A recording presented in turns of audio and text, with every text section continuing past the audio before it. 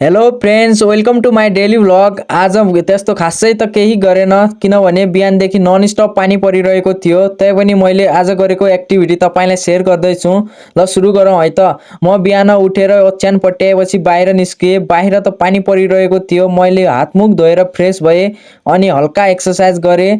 त्यसपछि नास्तामा मैले दुध र रोटी खाएपछि आफ्नो रुममा आएर किताब पढ्न बसेँ। केही बेरपछि फोन चलाएर फेरि सुत्न लागेँ।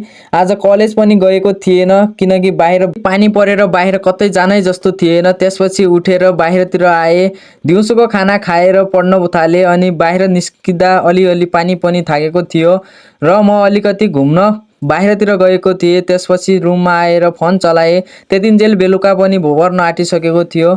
खाना पाकेको थियो र मैले साँझको खाना खाएर फोन चलाएँ र पढ्न बसेँ। त्यसपछि अन्तिममा लाइट अफ गरेर सुत्न गएँ। यस्तै छ साथीहरू मेरो जिन्दगानी। खासै काम गरे जस्तो त लागिरहेको थिएन। त्यही पनि तपाईँहरूलाई कस्तो लाग्यो लाइक, कमेन्ट अनि सब्सक्राइब गरिदिनु होला। अर्को भिडियोमा भेट्नेछौँ। हस्त धन्यवाद।